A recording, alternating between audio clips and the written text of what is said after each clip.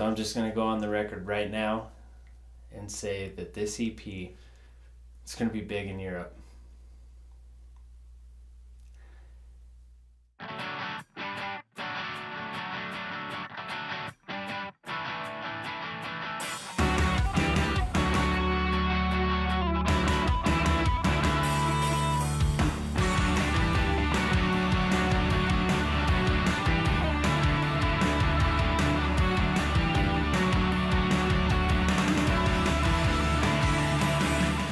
We started writing the EP in January of this year. I always wanted to do a concept album, but I never thought I would do it this early in my/our career.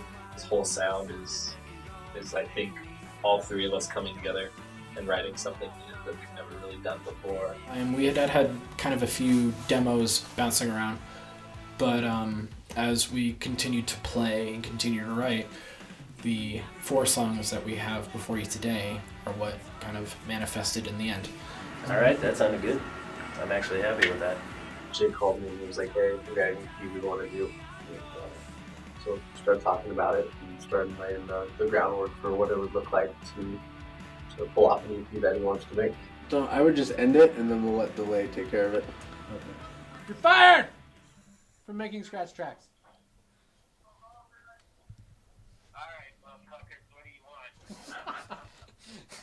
So the EP, I guess we'll start with the demos that I had started recording. We started with this rough idea. We all kind of played around with it, and then we each made it something new. I just kept demoing different things and different things and different things, and then finally I got a batch of songs that I felt were good to bring to the guys. It felt more of a collaborative process, and not that the last album wasn't, but the fact that a lot of the songs came together very organically and kind of out of nowhere was really just, it took me by surprise quite a few times. Let me try 2. So I'll do 1 with music. The aspect that you could go into a room with nothing and then come out with something was just really exciting, and the collaborative process was just really cool to learn from. I started recording them last year, and Ground Up was kind of one of the demos that we pulled out. We all collectively liked that song, the first time we all played it together, so that's why we recorded it as a single.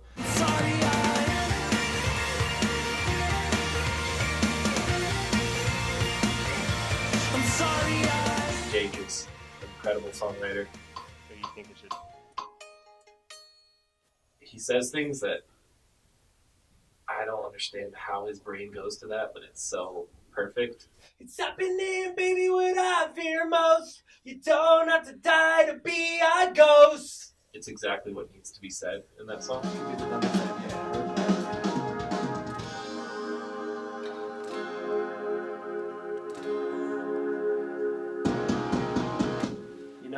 I actually like it.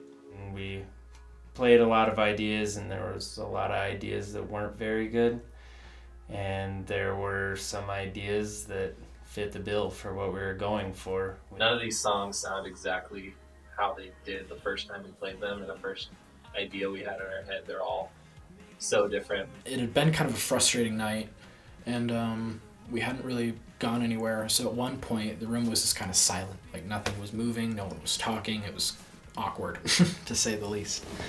And all of a sudden Jake started playing something, and there's some weird process when you're collaborating and creating with each other where you'll hear something and then something in your mind will just kind of click. And as I heard just the main riff going over and over again, what my drum part kind of eventually came to be evolved from that, and just trying to find something that will match that, which is one kind of starting point as to why I'm so excited to bring this EP to you guys. And it has that uplifting, outward, take on the world. Just very vibey, big, wide open. It just makes you feel good. I'm really happy with the way it's sounding. I think it all kind of comes together and works as a whole, especially with Jake's light, airy guitars. The pedals definitely helped with that. It gave it a really, really cool sound. I'm really excited about it. The Hall of Fame Lots pedal of cool shit. on this bass is so Yeah. sick. And just I would have never even thought of that. It's like you're playing in a cathedral. So yeah, I mean the only way to speed it up without him here is you just play off memory. We recorded the album with Taylor Hahn at Hahn Audio, and it was amazing being able to work with him. Step up to that for me again. Taylor helped a lot with a lot of the parts, writing it and fills and all this. It just makes it sound so much better. 6, 7, 8. Yay! He's just a really good guy. At one point, kind of feels like you have a fourth member of the band. Yeah, we'll go direct in first and then we'll read up later. Getting to produce the Backseaters new EP it's just a lot of fun. The arrangements on it are already solid. The songwriting is already solid. That's what I like. I like working with bands that they're motivated for their listeners and they're writing for their listeners as well. Jake, the way that he plays guitar really translates his emotion, which I think is cool. I can't say enough about Jake's musicality and his ability to write, create new things on any instrument. I knew that within the EP there had to be a phantom, and the phantom had to be lost or wandering. For him, it's not just playing in a band, it's a lifestyle, and I think that's really cool because I don't find that very often. David is... I don't know what I can say about David. He's one of the nicest, most caring dudes I've ever met. I couldn't imagine anybody else playing drums in the Backseaters. I have my ghostly, airy guitar effects, and then David has his classic Backseaters drums, and I feel like one day you'll be able to listen to a song and he'll be one of those drummers where you listen to it and you know that it's David playing. He can take something and change it and enhance it and give it that certain quality that Backseaters really pride themselves on, I guess. Colton, as far as the bass player goes, is the dude thinks in kind of a different way that I don't feel very often. Instead of kind of just either following just one line after another, he comes in with stuff that I am often surprised by. The beautiful thing about Colton is he doesn't just follow the guitar on the bass, he works really hard to make his own bass parts. And, collectively, like I said, the end result was far greater than anything I could have ever hoped for. Also, as an individual, just a very grounded, solid guy, and that's just really nice to work with. And I love both of them very much. I really do. One day it all came together. I had this really simple idea for a riff, and I just decided to put a bunch of effects on it. And, without it even being fully written, we played through it.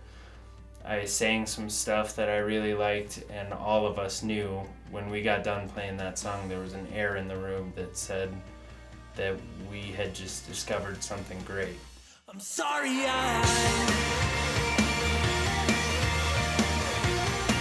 The ending result that we got from Phantom surpassed anything I could have ever hoped for.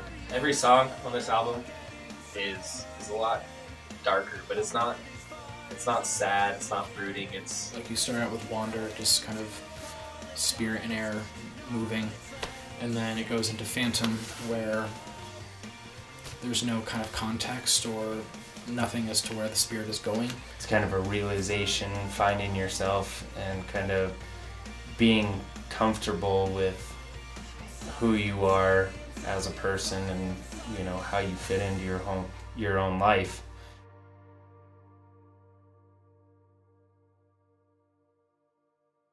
This band has always been just a very tight-knit group of friends. I wouldn't want to play with anybody else. Once I bring it to them and they write it and it becomes a Backseaters song, that's when it becomes great.